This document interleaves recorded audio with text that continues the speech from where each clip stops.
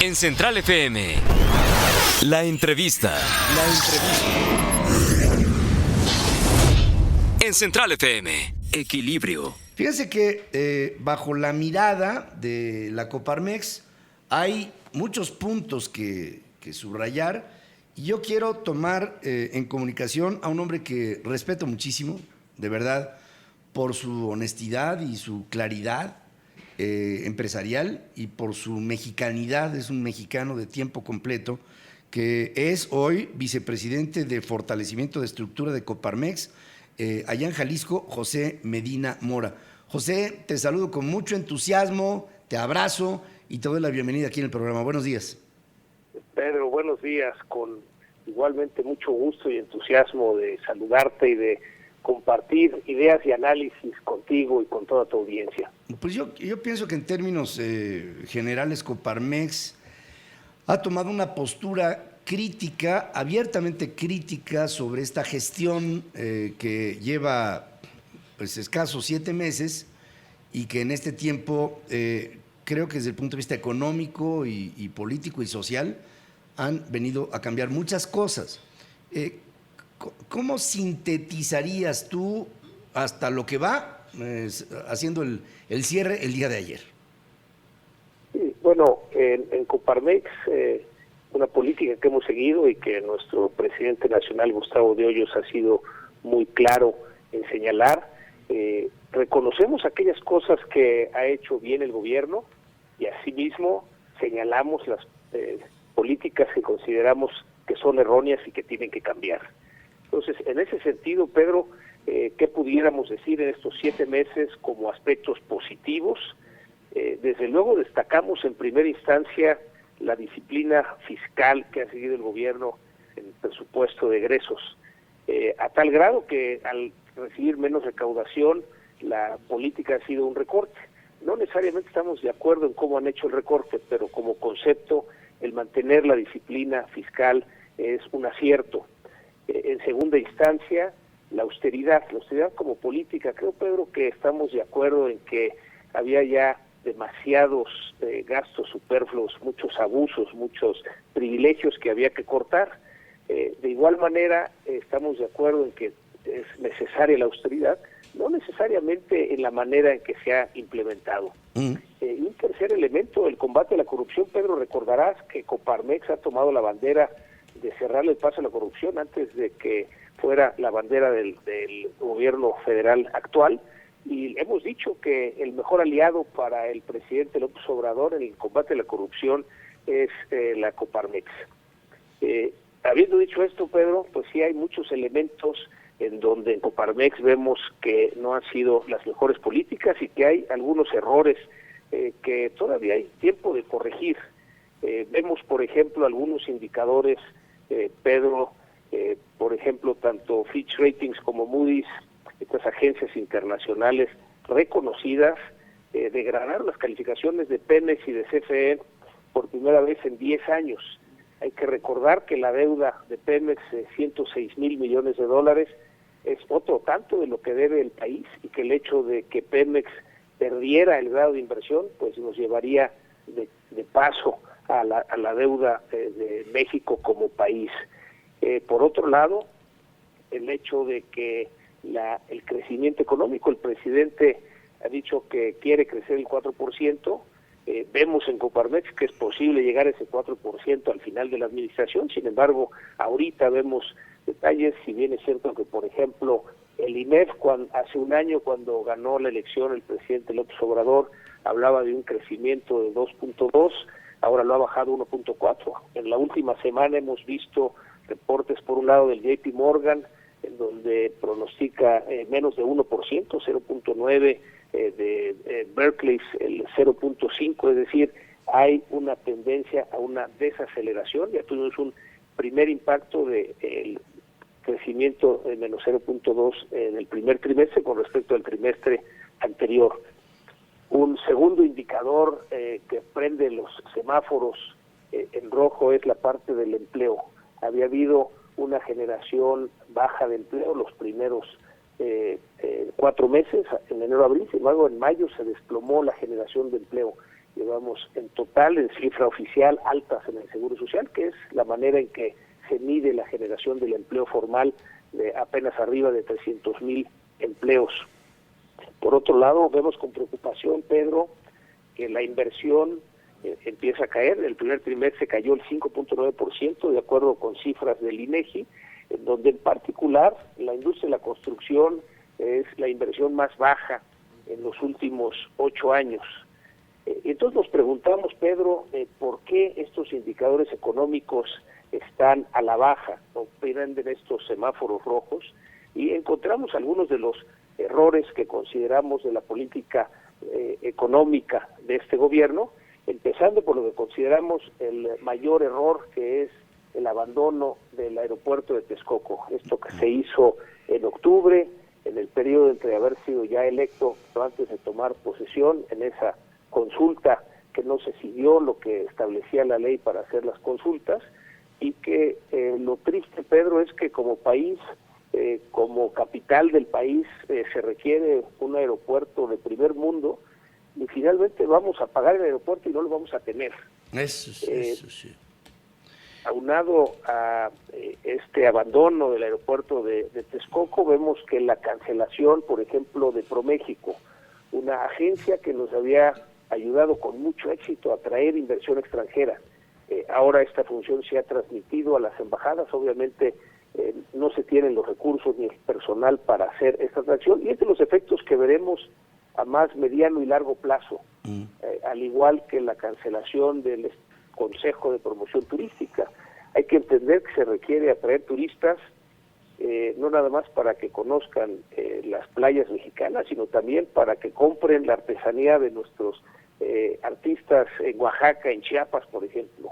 Entonces, el hecho de que ya no existe este presupuesto para el Consejo de Promoción Turística, ya empezamos a ver cómo perdimos ya un lugar en competitividad, en atracción de turismo, pero se verá también en el mediano y largo plazo esta pérdida de competitividad.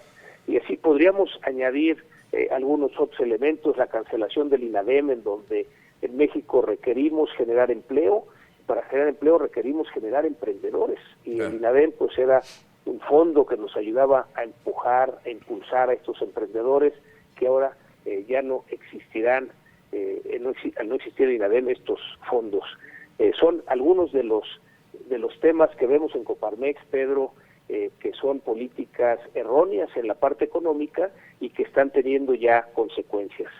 Es muy puntual tu análisis en todo lo que dices, y yo creo que así como un envoltorio que junta todos estos bultos de problemas de carácter económico, destacadamente a la cancelación del nuevo aeropuerto aquí en la capital de la República Mexicana, yo te diría el tema de la seguridad, José. La seguridad en México, si bien la inseguridad no la sufrimos a partir de que López Obrador llegó al poder, sí vemos un deterioro que ha meritado incluso, por ejemplo, lo que no habíamos visto nunca en la Ciudad de México, que es la intervención de fuerzas federales para contener la violencia que se vive en la capital del país. Y ya ni te hablo de lo que está pasando en tu querida Guadalajara, que grupos de migrantes, especialmente colombianos y salvadoreños, han tomado algunas de las principales colonias de la clase media, media alta de Guadalajara para asaltarlas, han matado gente en las calles, se han proliferado fenómenos de sicarios, y todo esto, digamos, Monterrey, no acabo, ¿no? Pero en términos generales esto es un disuasor para la inversión tanto privada como internacional, tanto nacional como internacional. Y ya ni te cuento de la cancelación del sector privado en proyectos energéticos en Pemex y en la Comisión Federal de Electricidad, las convocatorias para el arbitraje de dineros que no se quieren pagar, el enojo de Canadá. O sea, estamos hablando de un palmarés de problemas que tú me dices, y con esperanza, puede ser que crezcamos al 4% para el último año de este sexenio, pero si sigue esta cadena de decisiones y de políticas sesgadas, pues igual lo que provocamos es una salida de capital, una falta de inversión, y que las empresas establecidas en este momento en el país se mantengan en la condición en la que se encuentran sin un proceso de expansión, lo que pudiera contraer aún más la economía.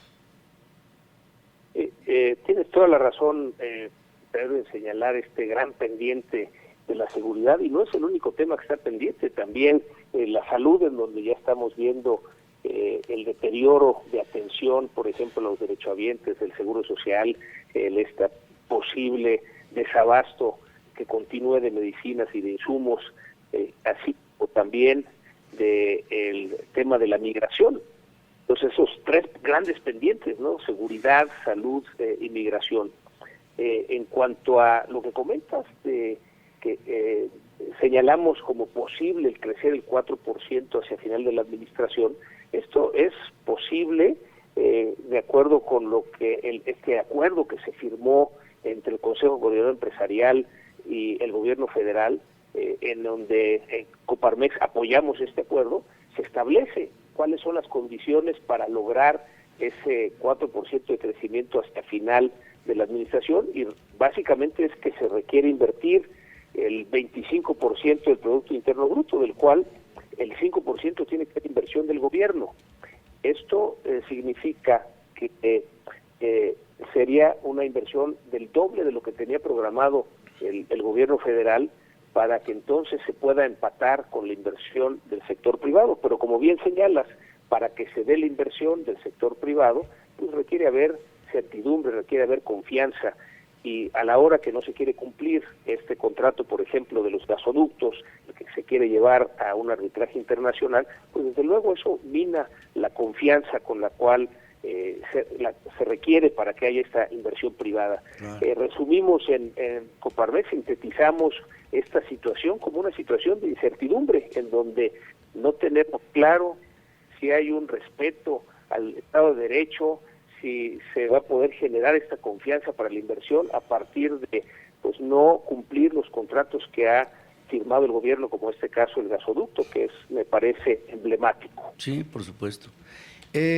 Yo estoy hablando con un hombre que he conocido a lo largo de mi andar periodístico, y José Medina Mora, en algún momento de su vida, cuando estableció una empresa en Guadalajara, hizo el voto de no construir el edificio que hoy lo aloja hasta que se le concediera una licencia sin tener que pagar ningún tipo de acto de corrupción.